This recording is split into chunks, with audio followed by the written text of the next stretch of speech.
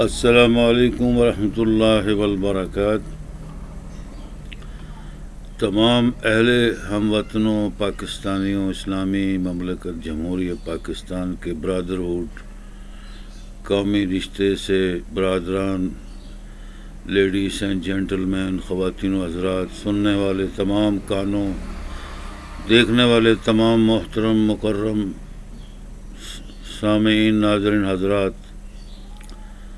یوم جشن آزادی کے مقدس اور مبارک دن کی اور اس مقدس مبارک مہینے کی تمام اہل وطن بھائیوں، اخوان، اخواتین، حضرات، سامعین، ناظرین، سنتے کانوں، دیکھتی آنکھوں، تمام دوست احباب، رشتہ دار، احبا، مقربین، تمام نیشن قوم کے تمام برادرہوڈ پاکستانیوں، السلام علیکم ورحمۃ اللہ وبرکاتہ۔ بہت بہت دل کی گہرائیوں سے محبت، پیار، اخوت، بھائی چارگی، استحکام، یکجہتی سے سب کو مبارکباد۔ یہ 1947 کا سال، مقدس اور مبارک سال، جو کہ تمام اہل وطن پاکستانی اور خصوصاً مسلمانوں کے لیے علیحدہ مملکت اسلامی جمہوری پاکستان کا قیام پذیر ہوا، جس میں ان گنت لاکھوں کروڑوں پاکستانی اقوام، مسلمان اقوام، ہندوستان و پاکستان سے نئے پرانے تمام مرشدین، اولیاء اللہ، صالحین، مقدس رشتے سے جن لوگوں نے قربانیاں دیں، ان کی آج کروڑوں لاکھوں فیملیز، ان کے بال بچے، آل اولاد، اقراب، قومی رشتے کے ناطے سے اقوام، اور جو لوگ یہاں پاکستان میں موجود ہیں اور جو کچھ پاکستان کے برادرہوڈ اسلامی و مسلم برادر ہندوستان، سب کانٹیننٹ کے ہندوستان میں رہ گئے ہیں، جہاں 1/3 آبادی اسلام اور مسلمانوں کی ہے ہندوستان کے اندر، الحمدللہ، سبحان اللہ رب العالمین، یعنی کم سے کم 2-2.5 ارب کی آبادی ہے، جس میں 1 ارب مسلمان انڈیا میں موجود ہیں، اور 1947 کو آج 2021واں سال ہے، یہاں پر کم سے کم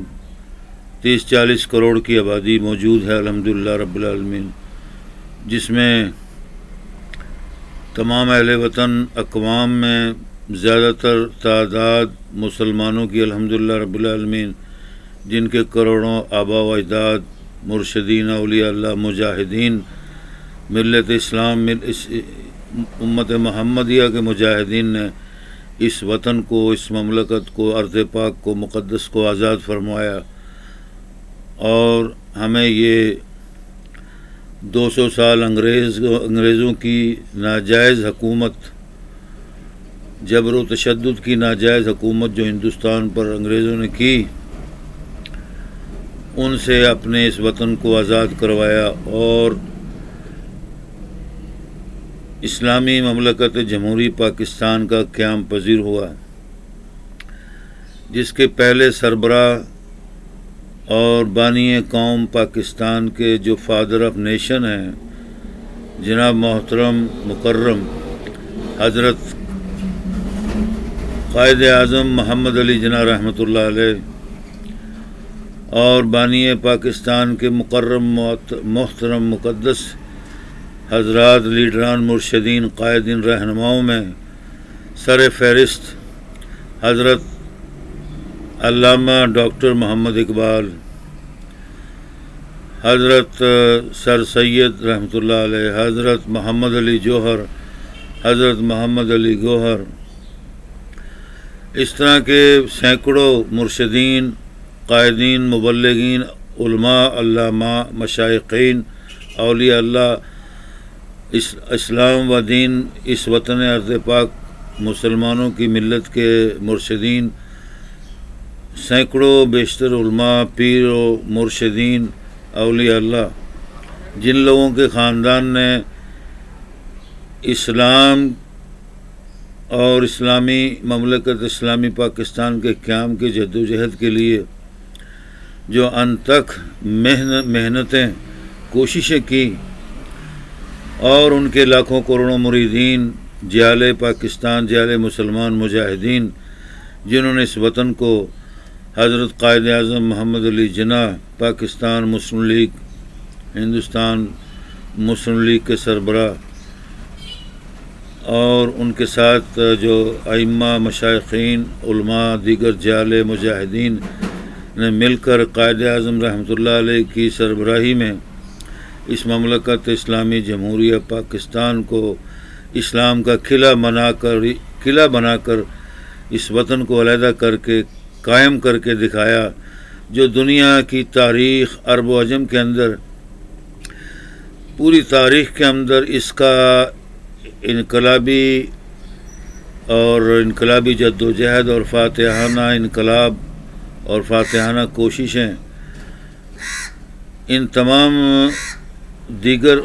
علماء، مشائخین، لیڈران اور مجاہدین، شہداء دین الاسلام، شہداء پاکستان نے پوری دنیا میں اپنے نام کا، آزادی کے نام کا، اس مملکت کے نام کا، اپنی قربانیوں کے نام کا ہمیشہ ہمیشہ کے لیے سکہ جما دیا۔ الحمدللہ رب العالمین، جس میں آپ سب کے اور ہم سب کے مرشدین، اولیاء اللہ، والدین مقربین معذبین، اجداد مقربین معذبین، ان کی آل اولاد، اقراب، رشتہ دار، احبہ، اصدقاء، جنہوں نے لاکھوں کروڑوں قربانیاں دیں، دن رات محنتیں کیں، اور اس مملکت کو آزاد کر کے اللہ تعالیٰ کی طرف سے نبی پاک محمد مصطفیٰ اور اسلام کی محبت، اخوت، بھائی چارگی اور قرآن پاک سے، دین سے، اللہ رسول سے، اصحاب رسول سے، اہل بیت سے محبت کو ثابت کر کے اس سرزمین کو آزاد فرمایا، اور اس کو مملکت اسلامی جمہوریہ پاکستان کا نام دے کر قائم دائم کیا گیا، جس کے پہلے سربراہ اور بانی حضرت قائد اعظم رحمۃ اللہ علیہ، جو گورنر جنرل آف پاکستان مقرر ہوئے۔ اللہ تعالیٰ نے ان کو جتنا موقع دیا، انہوں نے اپنے اس موقع سے فائدہ اٹھا کر بیشتر سینکڑوں اقوال زرین اور اپنے میسیجز دنیا جہاں میں قیام پاکستان کے لیے اور تمام محب وطن پاکستانیوں کے لیے ہمیشہ ہمیشہ کے لیے ہدایات اور میسیجز کو رقم کیا، محفوظ کروایا، تاکہ آئندہ تمام نسلیں، تمام جیالے، تمام محبان وطن، اقوام پاکستان، مسلمان ہوں، کوئی ہوں، سب آزاد رہیں، اور اس ملک قوم اور عوام کی نیک نیت کے ساتھ، ایمانداری کے ساتھ، حب الوطنی کے ساتھ، اخوت کے ساتھ، بھائی چارگی، یکجہتی، استحکام اور اسوہ حسنہ کے ساتھ عمل درآمد کر کے اس قوم، ملک کے استحکام کو، طاقت کو، ترقی و شادمانی کے ساتھ سرشار ہمیشہ شاد آباد، پائندہ تابندہ کیا جائے۔ یہ روش اور یہ نظریہ لے کر حضرت قائد اعظم رحمۃ اللہ علیہ نے پورے پاکستان کے اندر تمام صوبوں میں، تمام علاقوں، شہروں میں وزٹ کیا، اور اپنی بیش بہا قیمتی الفاظات، جو ہیرے چاندی سونے کی خزانوں سے زیادہ قیمتی ہدایات اور پیغامات تھے، دنیا قوم پاکستان کے لیے مرقوم کرائے، رقم کیے، جن کا مقابلہ اور جن کی تعلیمات و ہدایت کا مقابلہ آج دنیا جہاں کے اندر، پاکستان تو کیا دنیا کے بیشتر ممالک میں بھی ایسے لیڈران کی ہدایات، تعلیم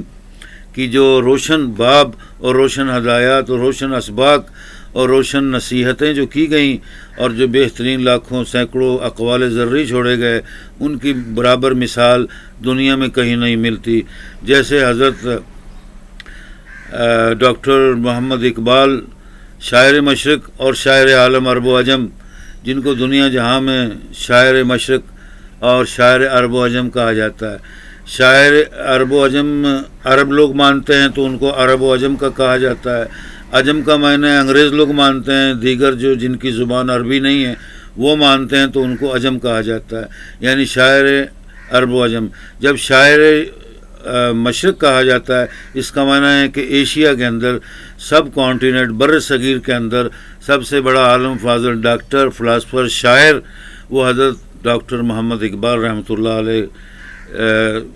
ہمارے ہیں، اور جن کو دنیا جہاں میں اعزازات اور ان کی تعلیمات، ان کی بکس کتابوں کو اعلیٰ مقام ملا۔ آج بھی بیشتر ممالک میں دنیا میں الحمدللہ رب العالمین ڈاکٹر صاحب کی کتابیں، بکس، شاعری، ہسٹری، اس کی ڈسکرپشن اور تمام ڈیٹیل کو پڑھ کر لوگ ڈاکٹر بنتے ہیں۔ یہ بہت بڑا اعزاز اور فخر ہے ہمارے اس مملکت اسلامی جمہوریہ پاکستان، بر صغیر، عرب و عجم اور ایشیا کے مشہور شاعر ڈاکٹر محمد اقبال کی تعلیمات کے اوپر ہم کو فخر ہے، اور ہر بچے کو اور قوم کے ہر فرد کو فخر ہونا چاہیے۔ کراچی سے خیبر تک، خیبر سے کراچی تک، چاروں صوبوں میں ڈاکٹر علامہ محمد اقبال کی تعلیمات، ہدایات، اقوال زرعی کا مقابلہ پوری دنیا میں نہیں کوئی کر سکتا۔ آج بھی ہمارا چیلنج ہے۔ میں نے خود ڈبل MA، ڈبل PhD دنیا جہاں کی یونیورسٹیوں سے حاصل کی، عرب و عجم سے، مصر سے، عرب سے، عراق سے، باہری انگلش ممالک سے، برطانیہ، انگلینڈ سے، پاکستان، انڈیا سے، لیکن جو علم، نچوڑ، فلسفی حضرت ڈاکٹر محمد علامہ اقبال صاحب کی کتابوں اور تعلیمات میں ملتی ہے، وہ دنیا کے کسی فلاسفر، کسی ڈاکٹر، کسی سائنسدان کی کتابوں میں نہیں ملتی۔ یہ میرا چیلنج ہے پوری دنیا کو اعلان۔ اسی لیے میں نے آج سے 30 سال پہلے دنیا کے مشہور ترین ہندو، سکھوں اور کافران جو اسلام کے دشمن لوگ ہیں، ممالک ہیں، جس نے برطانیہ میں پناہ لی ہوئی ہے، وہ بیشتر ممالک کے اندر اس نے اسلام کے خلاف بہت سی کتابیں لکھیں، اور اس نے چیلنج کیا تھا کہ اسلام دغا باز اور فقیروں کا مذہب ہے، ان کا رب اور ان کا محمد محتاج ہے، اور یہ دین گھر کی پیداوار ہے، یہ قرآن پاک کتاب گھر کی پیداوار ہے۔ محمد مصطفیٰ جاہل اور ان پڑھ نبی تھے، اور نبوت کا تاج انہوں نے خود بنا کر اپنی قبیلے اور عرب قوم میں مشہور کرایا۔ اور دیگر جو کتابیں دنیا میں آئیں، جیسے حضرت داؤد علیہ السلام کی زبور، تورات، زبور، انجیل، جس کو مجموعہ بائبل کہتے ہیں، اس نے کہا جی ان کتابوں میں سے کچھ چیزیں لے کر محمد مصطفیٰ نے قرآن پاک کی کتاب خود تحریر فرمائی، اور جبکہ وہ خود دعوے دار بھی ہے کہ محمد ان پڑھ نبی تھے، ان پڑھ آدمی تھے، اور ان پڑھ قبیلے، ان پڑھ گوار قبیلے عربوں میں سے، بکریاں اور ریوڑ چارنے والی قوم، غریب قوم میں سے، جیسے ہمارے آج کل جن کو اوڑ پکھی باز کہتے ہیں، ایسے وہ قوم تھی عرب میں، مکے میں، ان میں سے یہ محمد ان پڑھ بندہ تھا جس نے یہ تعلیمات کو آہستہ آہستہ حاصل کر کے خود ایک قرآن بنا لیا۔ یعنی کہ اس نے اپنے سینکڑوں فیصد جذبات اور تعلیمی یعنی کہ مقابلے سے، تقابل سے اس بات کو ثابت کرنے کی کوشش کی۔ اس کی بیشتر کتابیں دنیا میں مشہور ہے۔ سٹرننگ ورسز بہت مشہور ہے، جو بھی شعر و شاعری کی اور فلسفے کی کتاب ہے، جو دنیا میں منظر عام پر بہت جلدی آئی۔ اس نے اربوں کروڑوں روپے اس کتاب سے یورپ سے، امریکہ، لندن، پوری دنیا میں سے بیچ کر کمائے۔ اس کو میں نے اسی وقت چیلنج کیا تھا کہ اگر تو مامے دا پتر حلال ماں پیو دا پتر ہے گئے، حلال حرام دا نہیں ہے، حرام دا نطفہ نہیں ہے، حلال دا انسان، انسانوں دا پتر ہے، جانور سور کمینہ نہیں ہے، تے آ مقابلے تھے کنی تیری تعلیم ہے، کتنا تیرا تعلیم ہے، کتنی تیری فلسفی ہے، کتنے برطانیہ کی ملکہ الزبتھ سے تو نے سونے کے ڈائمنڈ کے ایوارڈ لیے، امریکہ سے لیے، یورپ سے لیے، ہندو و سکھوں سے لیے، آ میرے مقابلے میں بات کر کھلے عام پارلیمنٹ کے اندر، ایوان صدر میں، اقوام متحدہ کی عالمی عدالت کے اندر تجھ کو چیلنج ہے، جس زبان میں کہے گا اس زبان میں تیرے سے مناظرہ کیا جائے گا، مقابلہ کیا جائے گا، تو ثابت کر کے دکھا، میرے سامنے ثابت کر کن چیزوں سے، کون سی فلسفی، کون سی ڈاکٹری، کون سی PhD، ڈبل PhD فلسفی دنیا جہاں کی سائنس اور ٹیکنالوجی کی تعلیمات سے تو ثابت کرنا چاہتا ہے کہ محمد مصطفیٰ معمولی سے نبی تھے، ان پڑھ تھے، گوار تھے، اور یہ قرآن ان کی گھر کی کتاب ہے، اپنی آپ بنائی ہوئی کتاب ہے، اور وہ رسالت کے حقدار نہیں تھے، انہوں نے اس چیز کو زبردستی ٹھوکا، اور وہ غریب ترین اور جاہل تھے وغیرہ وغیرہ کئی الزامات لگائے۔ اسی طرح یورپ میں، امریکہ، دنیا جہاں میں پھر محمد مصطفیٰ صلی اللہ علیہ وسلم کی شان میں گستاخی کے لیے لوگوں نے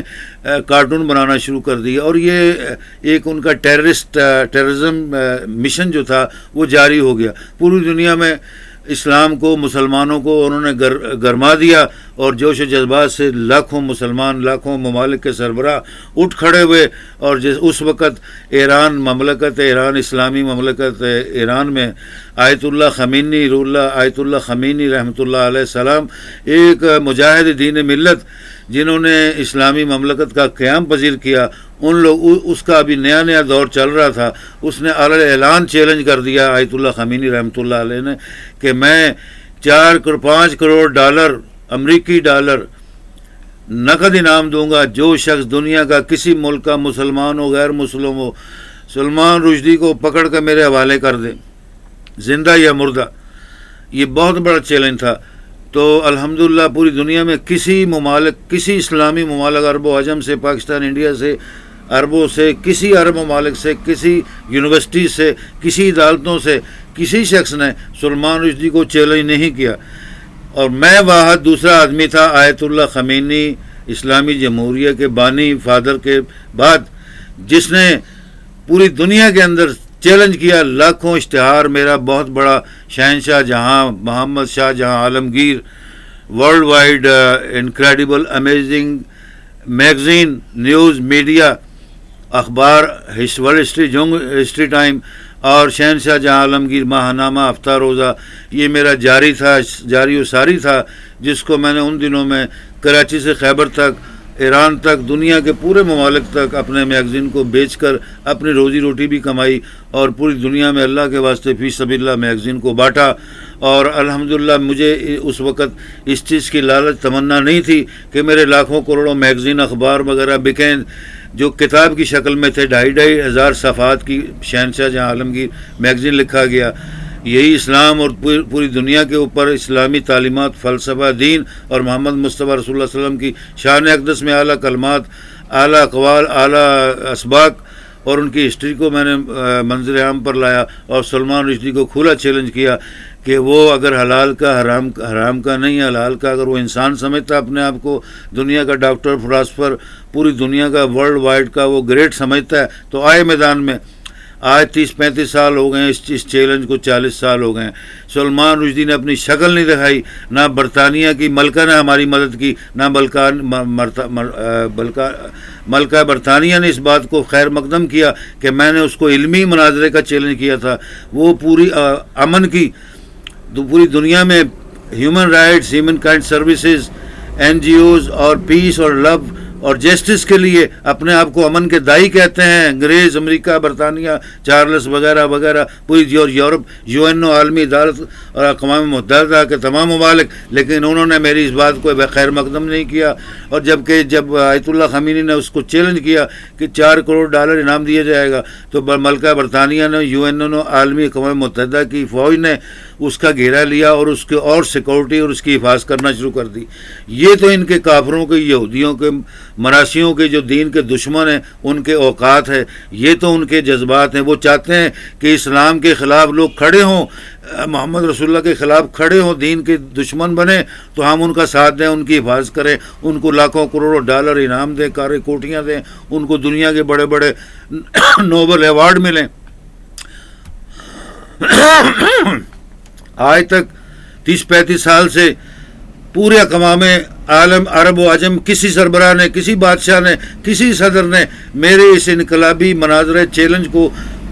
ویلکم نہیں کیا، استقبال نہیں کیا۔ کوئی انعام میں نے حاصل نہیں کیا، نہ میں نے انعام کی لالچ میں یہ کام کیا، لیکن کسی نے استقبال نہیں کیا، کسی نے ویلکم نہیں کیا، کسی نے اس کی تعریف میں سراہا نہیں۔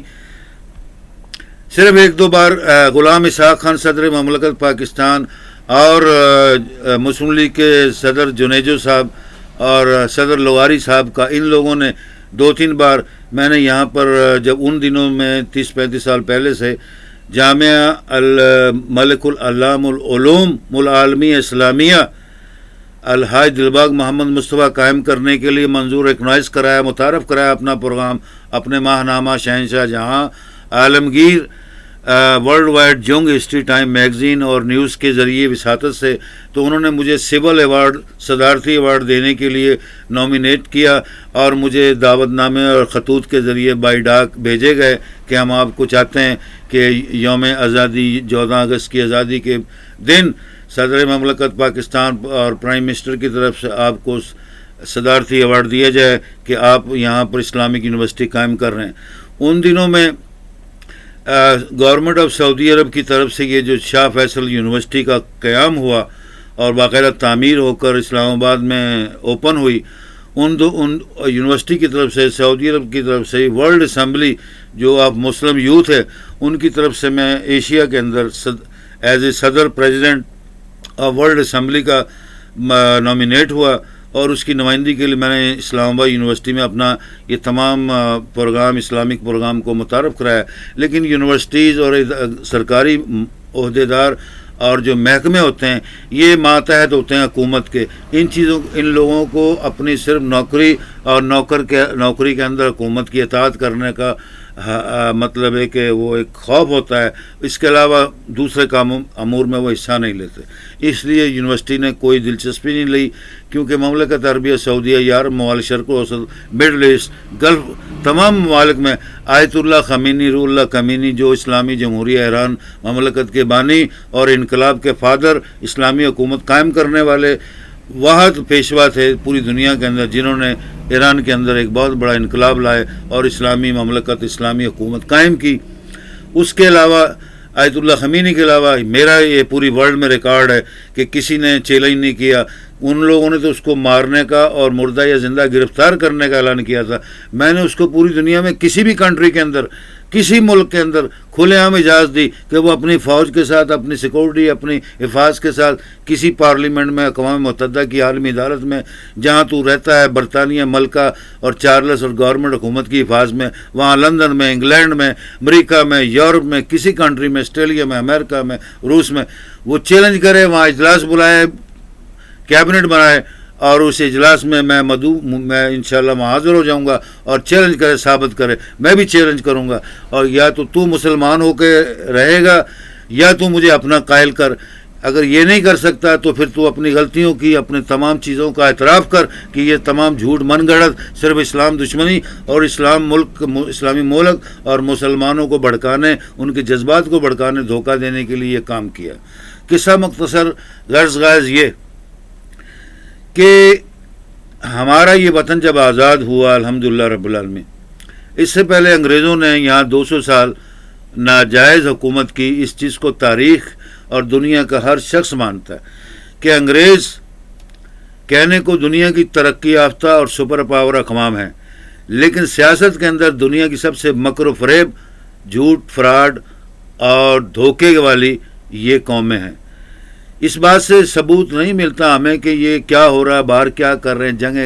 جد و جدل کر رہے ہیں. ہر انسان کے قول و فعل، کردار اور اس کی سیرت، اس کے عمل و کردار اور اس کی زندگی کی جو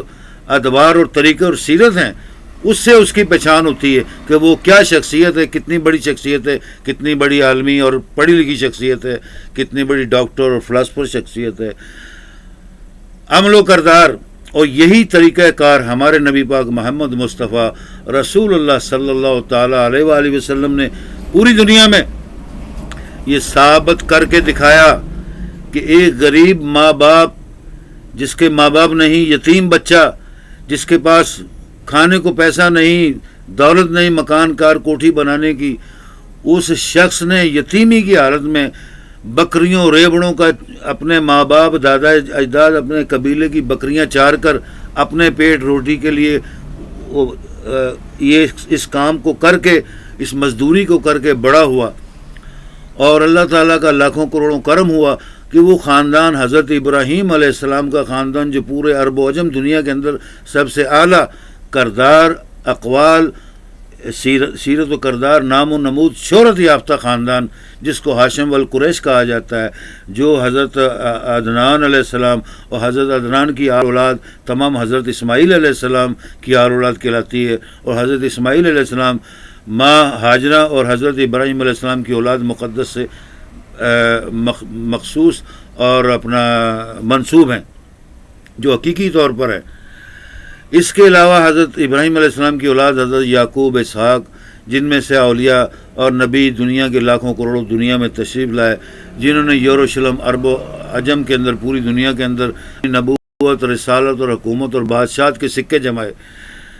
جن میں حضرت داؤد علیہ السلام، حضرت سلیمان علیہ السلام، حضرت موسیٰ علیہ السلام، اور سب سے بڑے نبی دنیا کے جو مانے تانے نبی ہیں، حضرت عیسیٰ روح اللہ، جن کو اللہ تعالیٰ نے اپنے روح اللہ قرار دیا، اور حضرت بی بی مریم سے اس نسل کو اپنے آباد کیا، اور یہ آپ کی اولاد حضرت مریم علیہ السلام، حضرت عمران علیہ السلام کی اولاد میں سے حضرت عمران کا خاندان اور نبوت کا خاندان جس میں کئی نبی اور رسول آئے، یہ تمام خاندان حضرت ابراہیم علیہ السلام کی اولاد میں سے یعنی کہ مقرر ہوئے.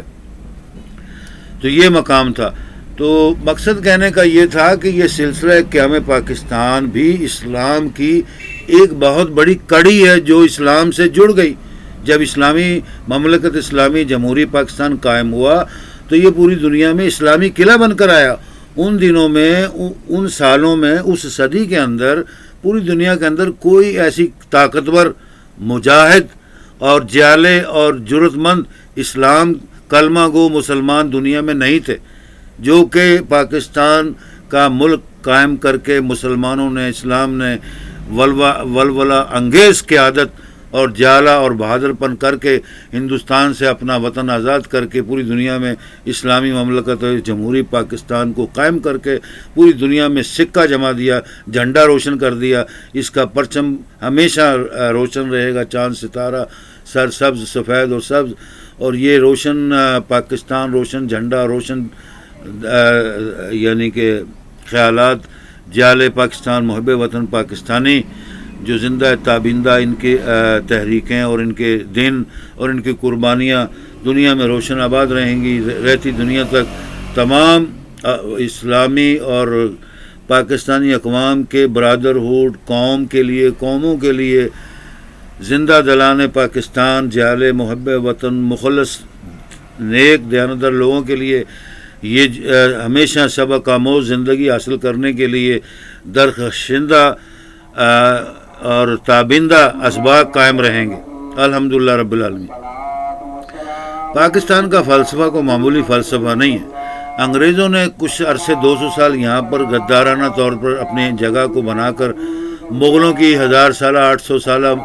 شہنشاہیت اور حکومت کو ختم کرنے کی جو ناپاک کوشش کی تھی، اس کے نتیجے میں اللہ تعالیٰ نے اس قیام پاکستان کا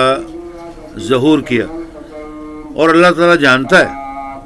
کہ پوری دنیا کے اندر مغل اعظم، مغلوں کی حکومت جو ہے وہ بہت بڑی گریٹ اسلامک کنگڈم تھی. انہوں نے اسلام کا نام روشن کیا. اگر آپ لوگوں کو اس بات کا ثبوت چاہیے کہ وہ اسلامی مملکت یا اسلام قرآن حدیث کے قائل نہیں تھے،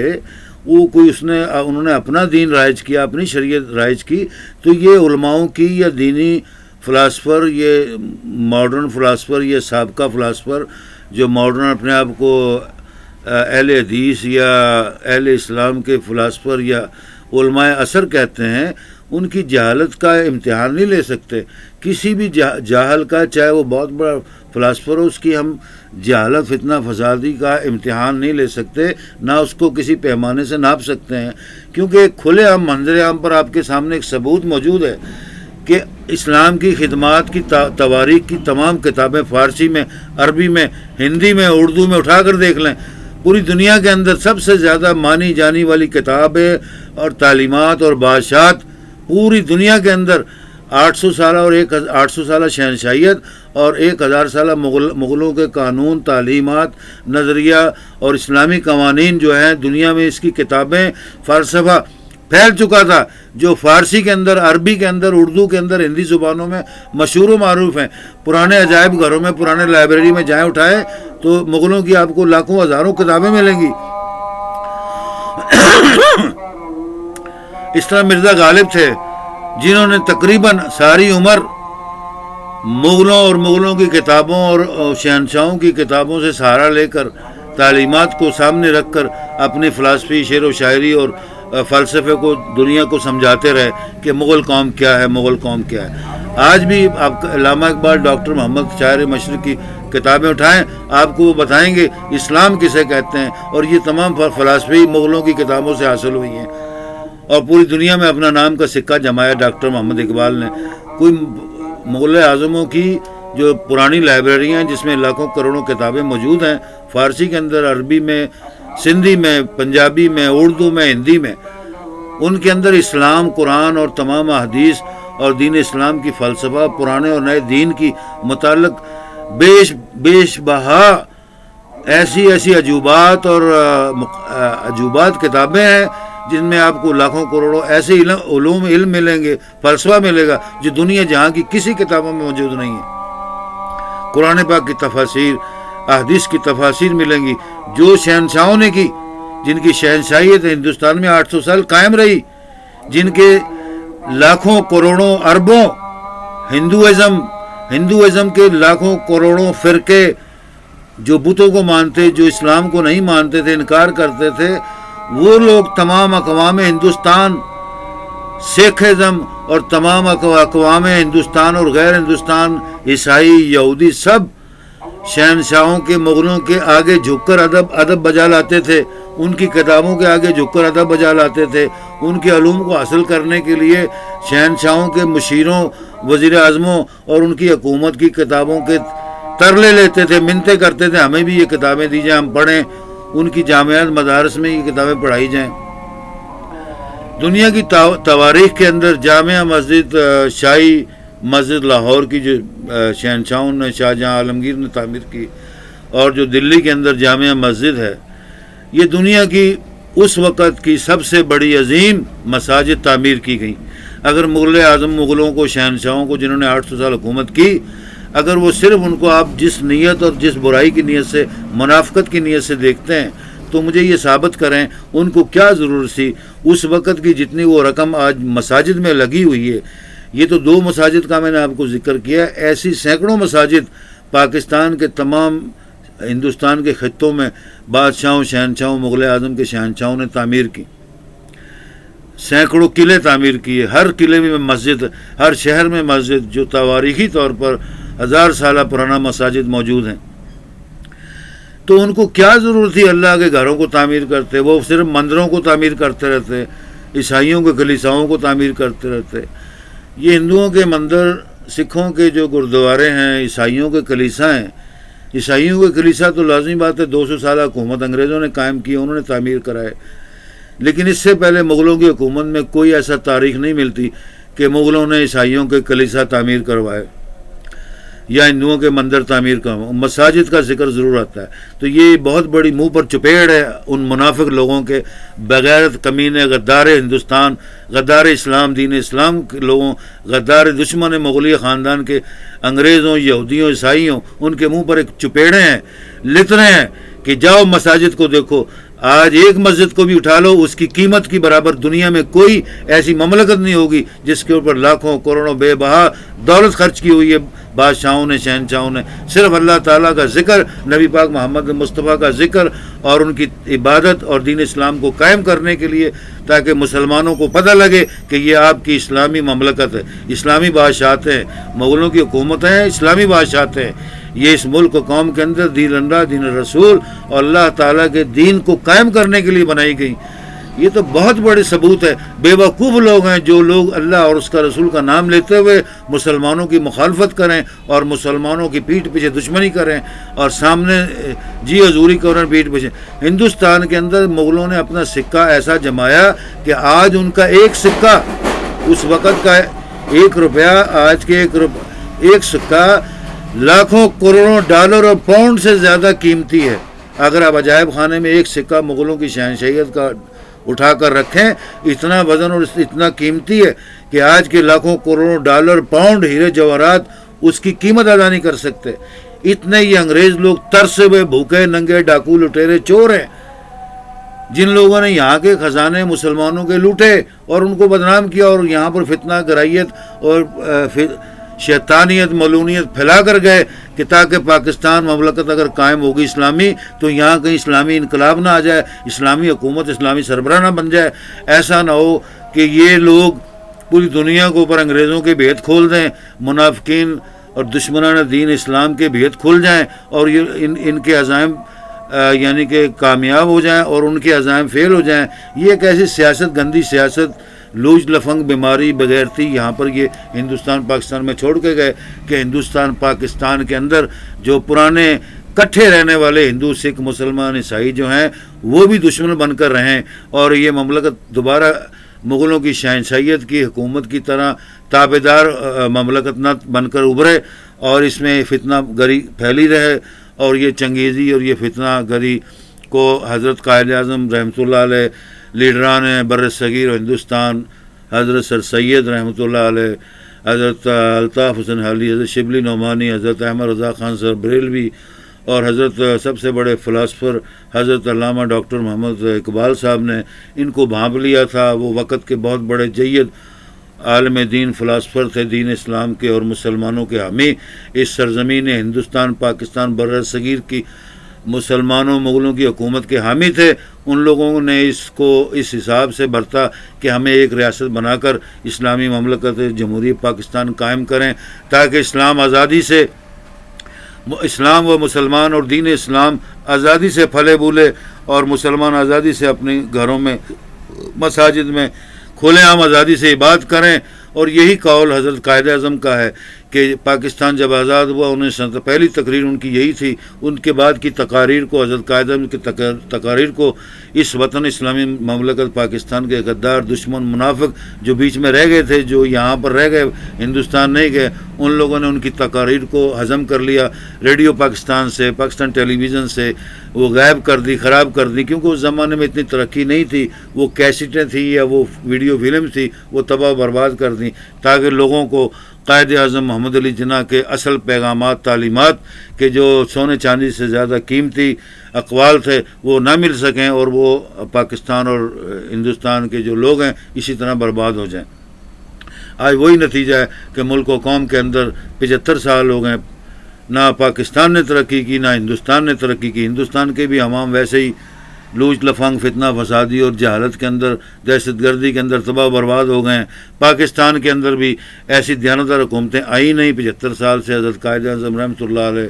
سر لیاقت علی اور اچھے لیڈران کے بعد اگر آئی بھی ہیں تو ان کے مخالف دشمن ایسے پیدا ہوئے جن لوگوں نے ان کی حکومتوں کو تباہ برباد کر دیا. اور اس طرح پاکستان ٹوٹتے ٹوٹتے ہمیشہ ٹوٹ رہا ہے اور پاکستان کے اندر کوئی مستحکم حکومت قائم نہیں کر سکا جو کہ 5 سال یا 10 سال میں اس وطن کی مکمل طاقتور ترین قوم کو طاقتور بنائے، ترقی یافتہ بنائے.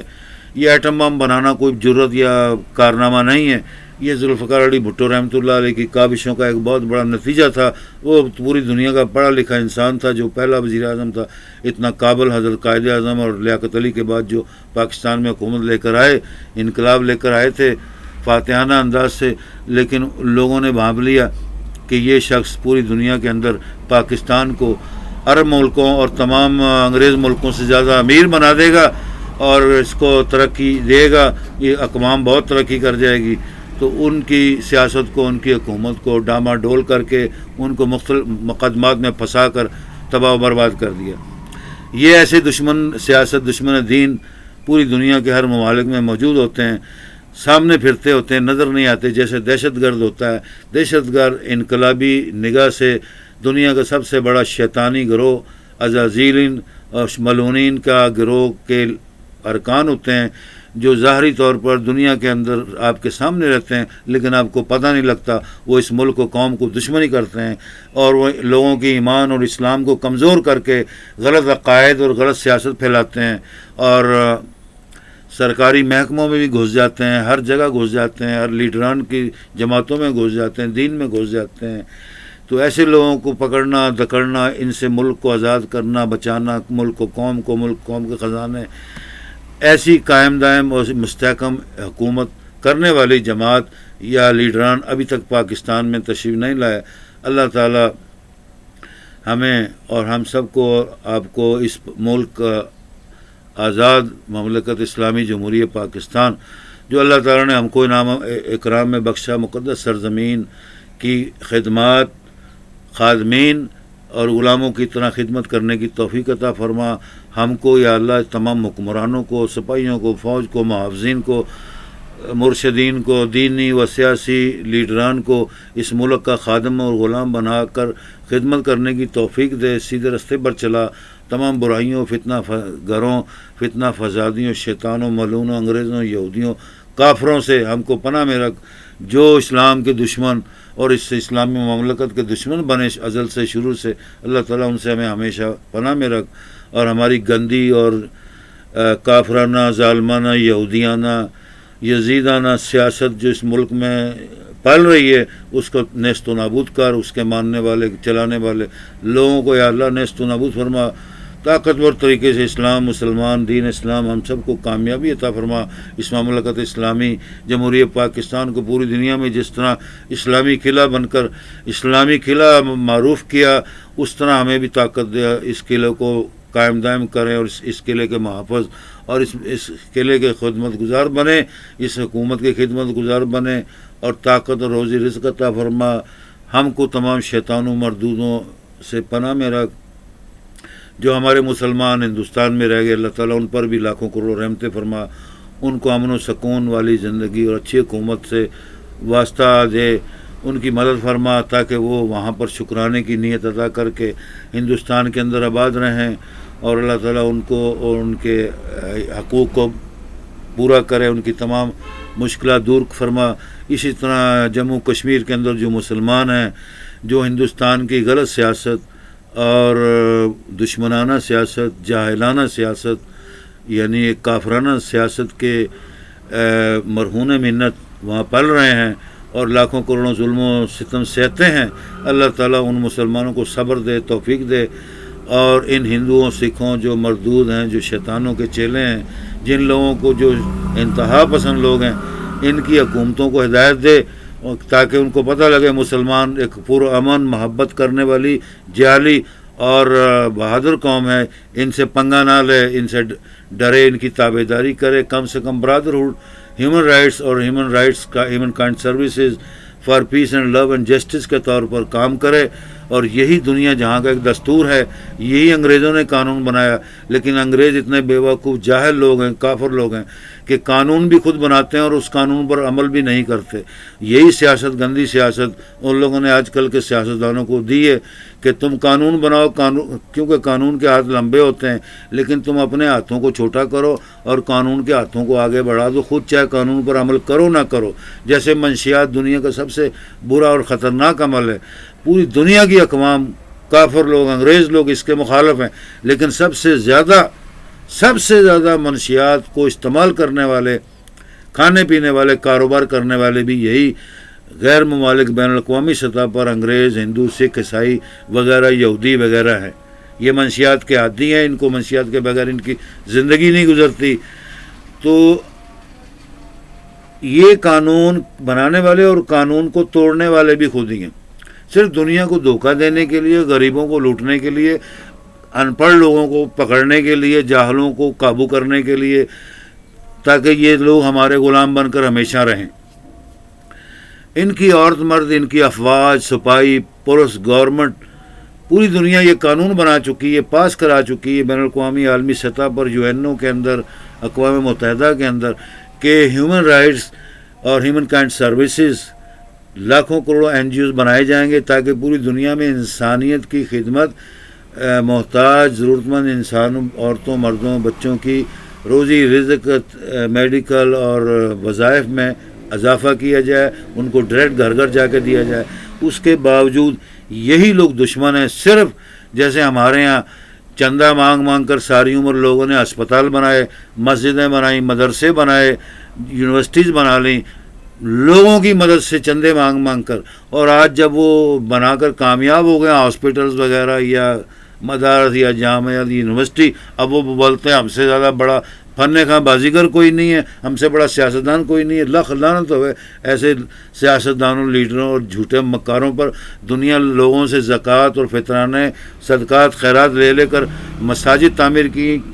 بڑے بڑے ہاسپٹل بنا لی، یونیورسٹیز بنا لی، ادارے بنا لیے، NGOs بنا لیے، لیکن بعد میں انہوں نے کسی ایک کی بھی خدمت نہیں کی، اور انہوں نے اپنے لاکھوں کروڑوں فیسیں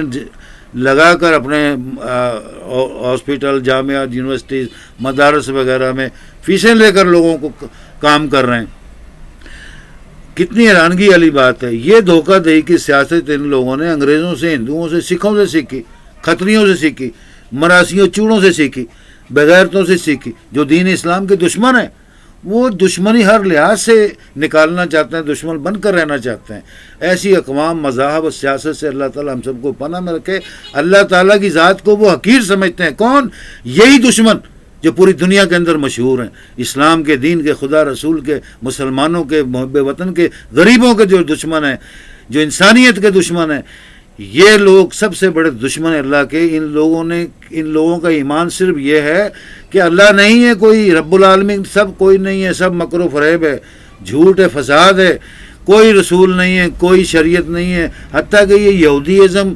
تورات، زبور، انجیل کو بھی نہیں مانتے. بائبل کو کیا مانیں گے؟ بائبل انہوں نے بنا، بائبل کو صرف انہوں نے ایک کاروباری مذہب بنا کر دنیا میں پیش کر کے عیسائیت کو چمکایا ہوا ہے، تاکہ جو لوگ عیسائیت اور یہودیت کو نہ مانیں ان کے خلاف یہ جنگ کریں. جیسے دنیا کی تواریخ کے اندر صلیبیں جنگیں ہوئی، یہ سب سیاسی جنگیں ہیں، کوئی دین مذہب نہیں ہے. اور اسلام کے تو بہت ہی زبردست مخالف ہیں، دشمن ہیں. 1500 سال سے حضور پاک محمد مصطفیٰ رسول اللہ صلی اللہ علیہ وسلم خاتم النبیین کے وقتوں سے آپ کے خلاف، آپ کے اہل و عیال کے خلاف، آپ کی ازواج مطہرات کے خلاف، آپ کے اصحاب رسول خلفائے راشدین کے خلاف، آپ کے اہل بیت مطہرین مقربین کے خلاف یہ اس وقت کی سازشیں چلی آ رہی ہیں. یہودیوں، عیسائیوں کی، انگریزوں کی، یہ جو چال باز کافر مکار ہیں، یہ آج کی سازشیں بہت. لیکن یہ سازشیں آج جس طرح دنیا ترقی کر گئی، ایٹم بم بن گئے، نیوکلیر بم بن گئے ہیں، سیٹلائٹ آ گئے، دنیا جہاں میں ترقی ہو گئی ہے، ان لوگوں نے اپنی سیاست میں، اس عقیدے میں لاکھوں کروڑوں ترامیم کر کے بڑی ٹیکنالوجی بنا لی ہے. جیسے میں نے آپ کو اکثر بیشتر پچھلے میسیج میں یہ سمجھایا تھا کہ ایک چور جو ہے چوری کرنے سے باز نہیں آتا، ایک ڈاکو جو ہے ڈاکہ مارنے سے باز نہیں آتا. ایک دھوکے باز سیاستدان ہے، وہ ساری عمر مر جائے گا دھوکے بازی والی سیاست ہی کرے گا، کبھی اسلام قبول نہیں کرے گا، کبھی نیک نیت سے دنیا کے اندر نیکی کی بات نہیں پھیلائے گا، ملک و قوم کے حق میں کوئی بات نہیں کرے گا، نہ ہی بھلائی کے کام کرے گا. کیوں؟ اس کی گھٹی میں، اس کے رگ رگ میں بس گیا بے ایمانی، مکاری، چوری، ڈکیتی، جھوٹ، فراڈ، قتل و غارت. یہ اس کی سیاست ہے. اور کافروں سے مدد لینا، اور کافر ان کی مدد کرتے ہیں، اور اللہ ان کی مدد کرتا ہے جو صبر کرتے ہیں، اللہ پر ایمان لاتے ہیں اور اللہ کے راستے میں چلتے ہیں، بھوکے ننگے فقیر بن کر، چاہے پیسے ہیں یا نہیں ہیں، وہ اللہ کے راستے میں خرچ کرتے ہیں، نکلتے ہیں، حق و صداقت کی آوازیں اور اللہ رسول کی قرآن حدیث کی کتابوں اور ان کے علم کو پہنچاتے ہیں. اللہ تعالیٰ نے وعدہ کیا میں ایسے لوگوں کے حفاظ کروں گا، آسمانوں سے فرشتے نازل کروں گا، غیب سے اپنے لشکر افواج جو جنود ملک اللہ کی فرشتوں کی جنود فوج ہے، وہ اللہ نے وعدہ کیا میں ان کے ذریعے مدد کروں گا. وہ مدد کرتے ہیں اللہ تعالیٰ، لیکن وہ اللہ تعالیٰ دیکھتا ہے اس کی انما الاعمال بالنیات، تمام عمل کا دار و مدار اس کی نیت کے اوپر ہے. جھوٹے سیاستدان مکار بن کر تسمیہ لے کر، قرآن لے کر، حدیث لے کر لوگوں سے جب بھیک مانگ کر ووٹ مانگتے ہیں، لوگوں کو یقین کراتے ہیں کہ ہم حکومت کریں گے، ملک کی اور قومی اور سالمیت کے لیے، عوام کے لیے ترقی پسند ملک اور قوم بنائیں گے، روزگار عام کریں گے، کار کوٹھی مکان دیں گے، روزگار دیں گے، بوڑھوں بچوں کو، چھوٹوں کو، بڑوں کو روزگار دیں گے، وظائف دیں گے. یہ سب مکاری کی چیزیں ہیں. تو یہ لوگ بعد میں پھر جب بیٹھ جاتے ہیں تو اس کے بعد وہ کہتے ہیں یہ کون تو وہ کون، ہم کون، ہم تو خاندانی نواب اور مغل اعظموں کی اولاد ہیں. اور جب کرسیوں بیٹھ جاتے ہیں اس کے بعد وہ اللہ رسول، دنیا جہاں، اپنی قوم، ملک، اپنے آپ کو بھول جاتے ہیں. تو یہ ہمارے ملک و قوم ہندوستان پاکستان نہیں بلکہ ہر ملک کے اندر یہی سیاست ہے. اور یہ برائی اور یہ فتنہ گری یہ سب شیطانی ٹولوں سے شیطانوں نے پھیلائی، جس نے ازل سے حضرت آدم اور اس کی اولاد کی دشمنی اللہ تعالیٰ سے مانگ کر لی، اور اس نے کہا اللہ میں ان کو تیری اور تیرے رستے سے، نیک اور سچائی کے رستے سے ہٹا کر رہوں گا. یہ تو نے مجھے سارے آسمان و زمین کے اندر فرشتوں کے سامنے شرمندہ تعبیر کیا کہ میں آدم کے آگے سجدہ کروں. تو اللہ تعالیٰ کو کہا میں تیرے سجدہ کرتا ہوں، تیرے ہر چیز کو سجدہ کرتا ہوں، تیری ہر علم و کتاب کو مانتا ہوں، لیکن میں آدم کو سجدہ نہیں کروں گا. تو اللہ تعالیٰ نے اس کو مردود اور لعنت بھیج دی ساری عمر کے لیے، قیامت تک کے لیے، کہ جا تو میرے بندوں کو کبھی گمراہ نہیں کر سکتا، تو میری جو قوم، میری جو ماننے والے ہوں گے ان کو کبھی گمراہ نہیں کر سکے گا. تو بھی ازما لے قیامت تک، کوئی بات نہیں. جب محشر کا حساب میدان جب لگے گا تو اس وقت تجھے بھی پتہ لگے گا کہ تیرے پر کتنی لعنتیں پڑی اور کتنا تو مردود ہوا. تو آج بھی مردود ہے, ہمیشہ مردود رہے گا, بغیرت رہے گا, لعنتیں پڑتی رہے گی اللہ کی, رسول کی, فرشتوں کی, نیک لوگوں کی, ولیوں کی, اماموں کی, انبیاء کی لعنت پڑتی رہے گی, تھو کرتے رہیں گے تیرے پر. نعوذ باللہ رب من کل ذنب واتوب علیہ. نعوذ باللہ من کل شیاطین عزازیل ملعونین حرامین شیاطین منافقین کافرین دائما و ابدا بحیاتنا ربنا آتنا فی الدنیا حسنہ وفی الآخرۃ حسنہ وقنا عذاب النار. تو بھائی میرے, یہ 14 اگست 1947 کے حوالے سے آج 17 اگست ہے. الحمدللہ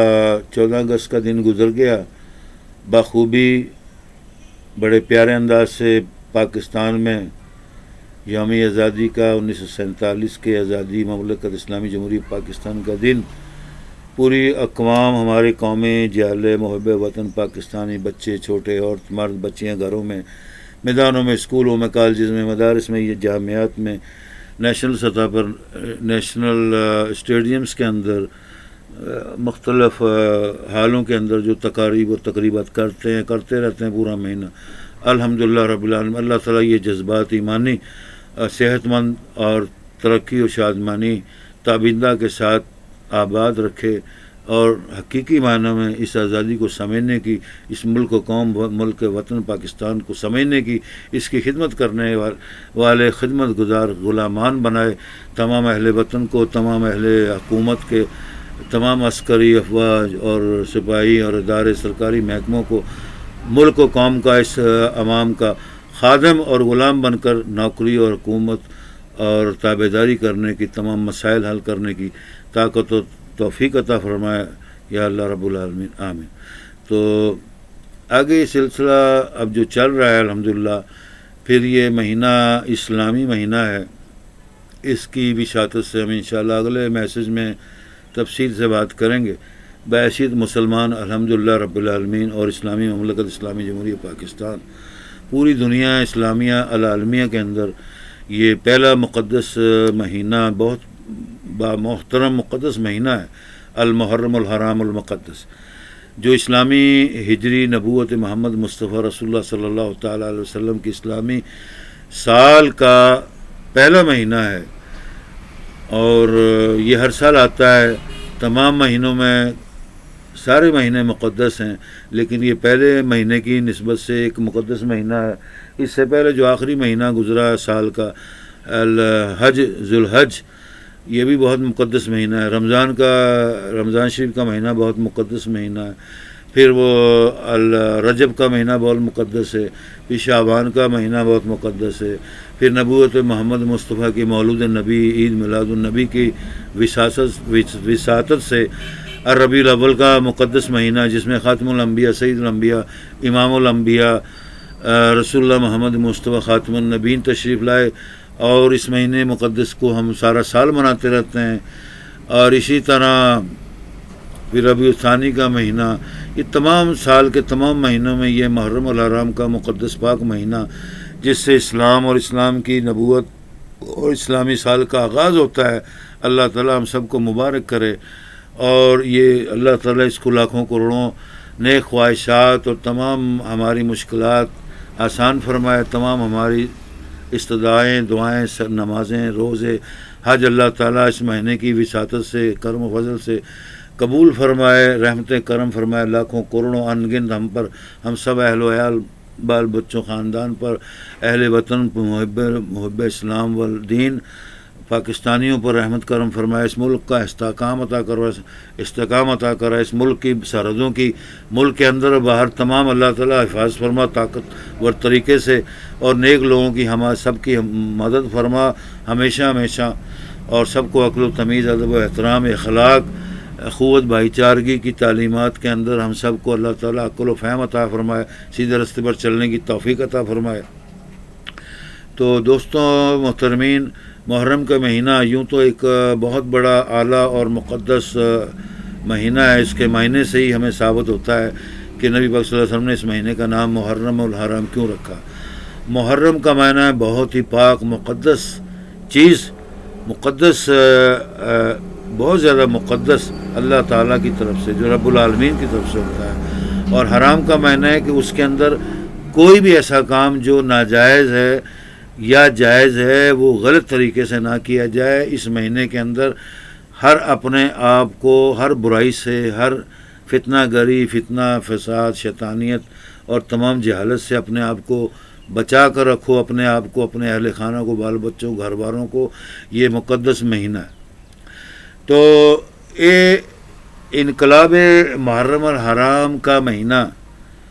جب یزید کی حکومت آئی، ابن معاویہ کی، یزید ابن معاویہ، جس نے عراق، مملکت عراق کے اندر مملکت اسلامی پوری عالمیہ جو تھی اس کا دارالخلافہ اس وقت عراق میں تھا. تو اس وقت اس نے اپنی بادشاہت قائم کی، یزید ابن معاویہ نے، اور اسلامی مملکت عالمیہ کا وہ بادشاہ امیر المومنین اس نے منوانے کی کوشش میں لاکھوں کروڑوں مسلمانوں کو شہید کر دیا اور بہت بڑا خونی انقلاب لایا. اور اس نے قرآن، حدیث اور دین اسلام کی مخالفت کی. دین اسلام سے، قرآن پاک سے، اللہ تعالیٰ کے اور نبی پاک کے سیدھا رستہ اسلام کی مخالفت کی، بغاوت کی، دشمنی کی، اور اپنی بادشاہت کو قائم کرنے کے لیے لاکھوں کروڑوں مسلمانوں کو شہید کیا. اسی شہادت کے شہیدوں کے اندر شہید اعظم الاسلام العالمیہ حضرت امام حسین علیہ السلام ابن ابو علی طالب علیہ السلام، ان کی آل اولاد، ان کے اہل بیت، ان کی ازواج مطہرات، ان کی بنات، عیال مقدس بھی شامل ہیں، جن لوگوں نے آپ کی حکومت کا اعلان بائیکاٹ کیا اور دنیا کو، اسلام کو کہا کہ اس کی بیعت کرنا، اس کی حکومت کو تسلیم کرنا کفر ہے، شرک ہے، دین اسلام کے خلاف ہے سراسر. اور اس علم کو لے کر مکہ مدینہ، مملکت مکہ مدینہ کے اندر حضرت امام حسین علیہ السلام نے اعلان جہاد کیا اور کچھ اپنے اصحاب اور اہل اقربا اکٹھے کیے، جبکہ آپ کو کئی سالوں سے مملکت عراق سے لاکھوں کروڑوں چٹھیاں، خطوط، درخواستیں آ رہی تھیں کہ یا امام حسین خلیفۃ المسلمین مومن مومنات العالم اسلامیہ عالمیہ، آپ ہماری مدد فرمائیں. آپ حضرت علی کے بیٹے، جنتوں کے سردار، نبی پاک محمد مصطفیٰ کے جنتوں کے سردار اور خلیفہ اسلام، خلیفہ دین اسلام ہیں. تو اس یزید سے کافر، یہودی، عیسائی، جو بھی غیر مذہب ہمارے اوپر عربی بیٹھا ہوا ہے یزید، اس نے یہاں فتنہ گری اور فرعونی حکومت قائم کی ہوئی ہے، نمرودی حکومت قائم کی ہوئی ہے، اس سے ہمیں نجات دلائیں. اور اس طرح حضرت امام حسین علیہ السلام سے رہا نہ گیا. آخر وہ اس شخصیت کے نواسے جو امام الانبیاء، امام المرسلین، خاتم النبیین، اللہ کے دین رستے کے مالک، خالق اور محبوب ترین نبی، آخری نبی، ان کی گودوں میں، ان کے کندھوں پر سوار رہنے والے حضرت امام حسن و حسین علیہ السلام، امام حسن علیہ السلام، حسین علیہ السلام کے اندر بھی وہی جذبات جو حضرت علی علیہ السلام ابن ابو طالب علیہ السلام کے جذبات اور خیالات تھے دین اسلام، مسلمانوں کی خدمت کرنے کے. ان چیزوں کو سامنے رکھ کر اگر دیکھا جائے تو پوری کائنات کے اندر امام حسین جیسا بلند و بالا با کردار عظیم مجاہد، دین اسلام کا مالک، وارث، اور سارے دنیا جہاں کے شہیدوں کا شہید اعظم، شہید اکبر اور کوئی نہیں ہو سکتا، جس نے اسلام کا بیڑا اٹھایا اور بلکتے ہوئے، روتے ہوئے مساکین، محتاجین، یتیم جو عرب و عجم کے اندر رو رہے تھے کہ امام حسین آپ ہماری مدد فرمائیں، ان لوگوں نے بیڑا اٹھایا اور دیکھا کہ لوگ اگر نہیں آ رہے تو اپنے صرف خاندان کے باپرد، صوم و صلات، حج نماز کے پابند، با حیا، با کردار عورتوں، مردوں، بچوں کے ساتھ اس انقلاب کے لیے، اس جہاد کے لیے 70 سواریوں کے ساتھ، 70 اونٹوں کے ساتھ 72 سواریاں مکہ مدینے سے عراق کی طرف روانہ ہوئے. تو ان دنوں میں یزید نے ویسے بھی کہا، لاکھوں کروڑ میں نے بتایا، عراق میں، مکہ مدینے میں، تمام ریاست میں بلا وجہ مسلمانوں کو قتل کر دیتا تھا کہ یہ اسلام کے نام لیوا ہیں، قرآن کے نام لیوا ہیں، وہ اپنے آپ کو ثابت کرنا چاہتا تھا کہ میرے سے بلند و بالا اسلام دین کا بادشاہ فلاسفر عالم کوئی نہیں ہے دنیا میں، اور وہ اپنی من گھڑت دین، دنیا، فتنہ فساد اور جہالت کے ساتھ قرآن حدیث کے اسلام کے فلسفے کو بنا کر اس نے پیش کیا اور لوگوں کو قائل کرنے کی کوشش کی، جبکہ ان دنوں میں اصحاب رسول، تبع تابعین، اصحاب رسول کے جو بڑے بڑے بزرگان دین کا دور تھا،